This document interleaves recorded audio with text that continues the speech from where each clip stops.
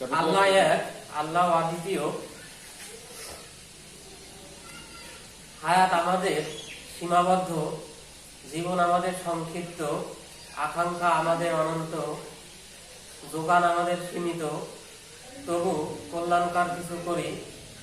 এই লক্ষ্যে শরীয়তপুর জেলার বেদরগঞ্জ থানার ভিতরে অবস্থিত অন্যতম একটি প্রতিষ্ঠান রামভদ্রপুর ক্রিয়া আলিম মাদ্রাসার প্রতিষ্ঠাতা প্রধান আব্দুস সামাদ নুরী অধ্যক্ষ, উনি ওনার প্রচেষ্টায় অনলাইন ক্লাস শ্রেণী কার্যক্রম পরিচালিত হয়ে আসছে। এরই ধারাবাহিকতায় আমি আজ আছি অষ্টম শ্রেণীর বিজ্ঞান ক্লাসে, ফিরোজ আহমেদ, সহকারী শিক্ষক গণিত। প্রথমে তোমাদের একটু যাচাই করার জন্য আমি দু একটা প্রশ্ন করব, তোমরা কি বলতে পারো আমরা যদি উপরের দিকে লাফ দিই বা উপরের দিকে উঠতে চাই, আমরা কি উপরে উঠতে পারবো? আমরা উপরে উঠতে পারবো না, আমরা কি করব? নিচে নামে আসবো। একটি ক্রিকেট বল যদি উপর দিকে ছুড়ি, বল কি উপর দিকে যাবে না নিচের দিকে চলে আসবে? বলটি মাটিতে পড়বে। এখন একটি ঢিল যদি উপর দিকে ছোড়া হয়, ঢিলটি মাটিতেই পড়বে। তোমরা বলতে পারো কেন এই ঢিল, ক্রিকেট বল বা গাছ থেকে ফল মাটিতে পড়ে?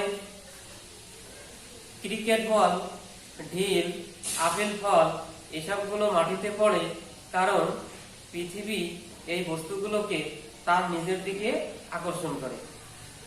তাহলে এসো আজকে আমাদের পাঠ পৃথিবী ও মহাকর্ষ।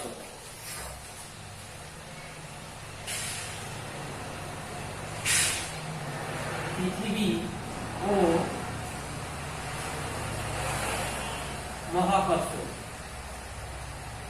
আমাদের আজকের পাঠ পৃথিবী ও মহাকর্ষ। কথিত আছে একদিন বিজ্ঞানী নিউটন তার বাগানে বসে একটি গাছের নিচে চিন্তা করছিলেন। হঠাৎ তিনি দেখলেন একটি গাছ থেকে আপেল মাটিতে পড়ল। তখনই তিনি সাথে সাথে চিন্তা করতে লাগলেন, কেন আপেলটি মাটিতে পড়ল? মাটিতে আপেলটি পড়ার কারণ পৃথিবী আপেলটিকে তার নিজের দিকে আকর্ষণ করছে। তিনি এ থেকে সিদ্ধান্ত নিলেন প্রত্যেক বস্তুকে পৃথিবী তার নিজের দিকে আকর্ষণ করে। পৃথিবী বিভিন্ন বস্তুকে তার নিজের দিকে যে আকর্ষণ করে, এই আকর্ষণকে কি বলে? এই আকর্ষণ শক্তিকে মহাকর্ষ বলে। তিনি আরো সিদ্ধান্ত উপনীত হলেন যে শুধু পৃথিবী কেন, মহাবিশ্বের প্রত্যেকটি বস্তুকণা একে অপরকে তার নিজের দিকে আকর্ষণ করে। এই আকর্ষণকে বলে মহাকর্ষ। এখন তোমরা একটু বলার চেষ্টা করো তো, এই আকর্ষণ বস্তুকণাদ্বয়ের ভরের ভরের তারতম্যের উপর নির্ভর করবে। যদি দুইটি বস্তুর ভর বেশি ভর বৃদ্ধি পায়, তাহলে আকর্ষণ বৃদ্ধি পাবে। আর যদি দূরত্ব বৃদ্ধি পায় তখন আকর্ষণ কম হবে আর কি।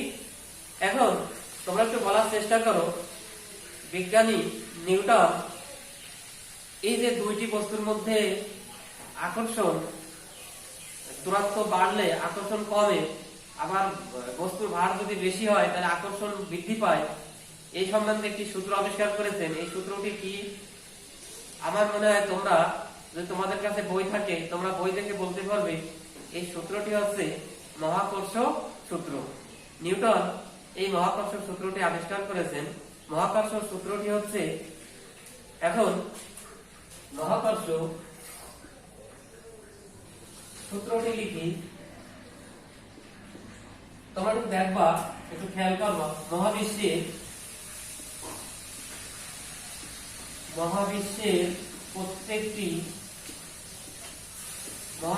প্রত্যেকটি বস্তুকণা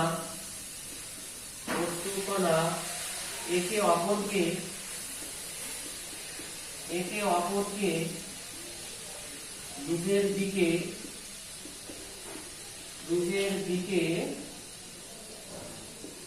দিকে আকর্ষণ করে এবং এই আকর্ষণ বলের মান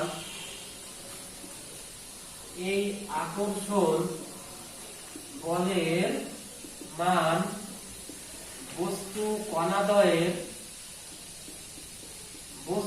কণাদ্বয়ের ভরের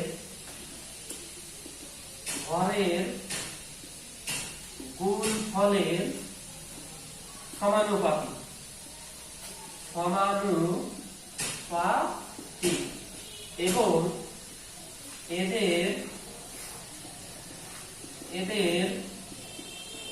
মধ্যবর্তী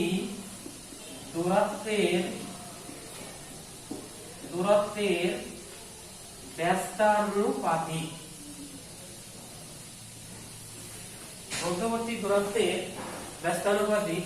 আমি আবার বলছি সূত্রটি দেখো। মহাকর্ষ সূত্রটি হচ্ছে মহাবিশ্বের প্রত্যেকটি বস্তুকণা একে অপরকে নিজের দিকে আকর্ষণ করে এবং এই আকর্ষণ বলের মান বস্তুকণাদ্বয়ের ভরের গুণফলের সমানুপাতিক এবং এদের মধ্যবর্তী দূরত্বের বর্গের এখানে এই কথাটা বাদ গেছে দেখো, বর্গের ব্যস্তানুপাতিক। তাইলে আমরা মহাকর্ষ সূত্রটি এখন বলতে পারবো না। মহাবিশ্বের প্রত্যেকটি বস্তুকণা একে অপরকে নিজের দিকে আকর্ষণ করে এবং এই আকর্ষণ বলের মান বস্তুকণাদ্বয়ের ভরের গুণফলের সমানুপাতিক এবং এদের মধ্যবর্তী দূরত্বের বর্গের ব্যস্তানুপাতিক। এখন তোমরা একটু খেয়াল করবা,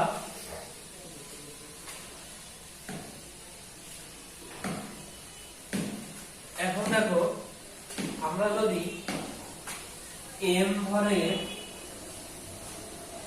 m1 ভর, ব্যাস মানে ভর, ওজন m1 ভরের একটি বস্তু ও m2 ভরের আরেকটি বস্তু নির্দিষ্ট দূরত্বে, মনে করো d দূরত্বে স্থাপন করি, তাহলে এদের মধ্যবর্তী আকর্ষণ বল হবে F। এখন বলছি শোনো, ধরা যাক, একটু দেখো, ধরা যাক m1 ও m2 ভরের দুইটি বস্তু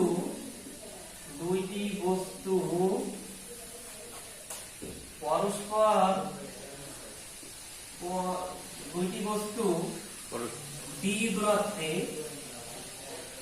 d দূরত্বে স্থাপন করলে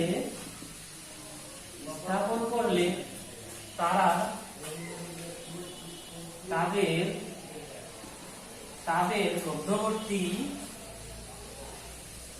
মধ্যবর্তী আকর্ষণ বল হবে F। তাহলে আমরা এখন লিখতে পারি, সুতরাং F সমান বড় হাতের G into m1 into m2 by d square. খেয়াল করে দেখো, m1 ও m2 ভরের দুইটি বস্তু পরস্পর থেকে d দূরত্বে স্থাপন করলে এদের মধ্যবর্তী আকর্ষণ বল হবে F সমান G into m1 into m2 by d square. এখন এখানে এই G হচ্ছে মহাকর্ষীয় ধ্রুবক, অর্থাৎ 1 কেজি ভরের দুইটি বস্তু যদি 1 মিটার দূরে স্থাপন করা হয় তাহলে এরা পরস্পরকে 1 নিউটন বল দ্বারা পরস্পরকে আকর্ষণ করবে। এখন তোমরা একটু বলার চেষ্টা করো, একটি বল যদি উপরে ছোড়া হয়, বলটি মানে কি ঘটনা ঘটবে? আশা করি তোমরা বুঝতে পারছো। বলটি পৃথিবী তার নিজের দিকে টানবে, অর্থাৎ বলটি কোথায় পড়বে? ভূপৃষ্ঠে পড়বে। আচ্ছা, মহাবিশ্বের যে কোনো দুইটি বস্তুর মধ্যে বা যে কোনো বস্তুর মধ্যে এই যে আকর্ষণ, এই আকর্ষণ বলকে কি বলে? এই আকর্ষণ বলকে মহাকর্ষ বলে।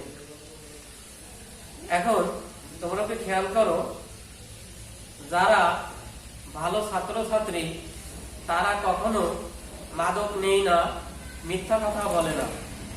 যারা সেরা তারা কখনো মাদক নিতে রাজি হয় না। সবাই এই কথা মনে রাখবে বা এই কথা স্মরণ রাখবে, মাদককে না বলুন, মাদক বর্জন করুন। আজ এ পর্যন্তই। সবাই ভালো থাকো, সুস্থ থাকো এই কামনায়। আল্লাহ হাফেজ।